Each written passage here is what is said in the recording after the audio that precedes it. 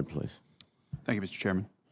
And again, thank you all both for being here. General Richardson, it was great to sit down with you yesterday and have a helpful conversation. Following up a little bit on Senator Rosen's questions about foreign military sales, I've got a couple of yes or no questions about the process, and I've asked similar questions of other combatant commanders. So, General Richardson, is the current FMS process fast and flexible enough to meet our foreign partners' security needs in your AOR? No, Senator. Does the transfer of U.S. defense articles build our partners' capacity to provide for their own defense? Yes, it does, Senator. Is China increasing arms exports to any other countries in your AOR? Yes, Senator. Is the United States still the security partner of choice in your AOR? The U.S. is the security partner of choice, Senator, yes. Thank you.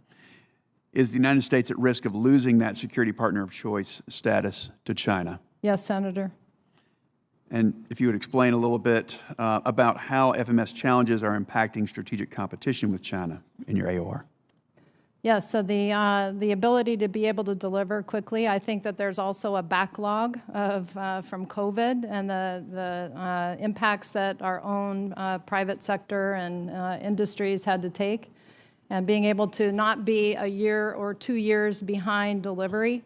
Again, that is, we don't need a lot in this region. A little goes a long way. And when we're talking about one country needing one King Air 250 maritime patrol aircraft or 4 coastal patrol vessels or 6 helos, we're talking about something that's not that large, but that they need to get after the transnational criminal organizations, the malign activity that occurs in their countries. And then that provides some stability. It curbs irregular migration. It keeps the flow down if our partner nations can provide that security and stability for their countries. Thank you for that. General Van Herk, again, thank you for being here as well. The North Carolina National Guard currently has personnel mobilized to the southern border in support of CBP, Customs and Border Patrol. And we're very proud of them, and we want to make sure our troops have all the resources they need to help secure the border. Are there additional resources we could provide that would make the Southwest border deployment more effective? Senator, I'm comfortable with the resources I have based on the mission and authorities I have right now. Thank you. So nothing else needed. They have everything they needed. Their commanders have not asked for anything to me. They're working for me in their Title X mobilization capacity, and I'm not aware of any asks. Thank you.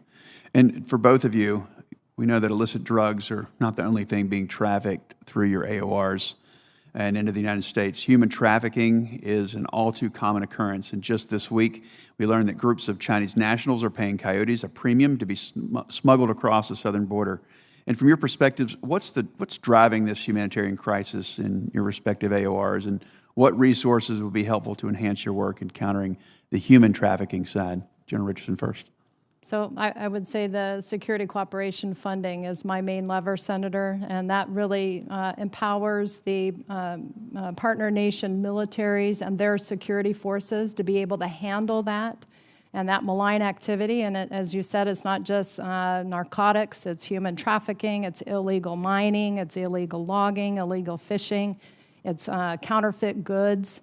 It's the whole money laundering piece. They're more powerful, they're more sophisticated, they're corrupt, and they drive violence and irregular migration. And strengthening our partner nations to be able to handle that is what makes them stronger, and then generally ends up helping us in the homeland where those malign activities don't end up on our southwest border.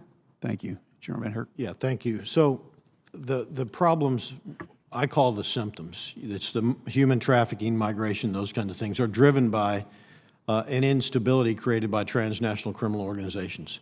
If you don't want your family to live within that environment, you're going to try to get out, and you're willing to pay whatever it is to get out of there. That's part of their business model. I would also say natural disasters. They've had several major hurricanes in Mexico and Central America within the last few years, and also COVID. That created an environment where folks who want to leave and they want to come to the United States, and transnational criminal organizations are seizing on that opportunity as part of their business model. We will not interdict our way out. This requires a strategy to go after transnational criminal organizations. We know how to do this as a nation. Cut off the funding, cut off the weapons, seize on those opportunities. Interdiction will not get us out of this problem. Thank you both. My time has expired. Mr. Chairman, I'll be submitting a question for the record. Thank you, Senator Budd. Senator Blumenthal, please. Thank you, Mr. Chairman, and thank you both for your service.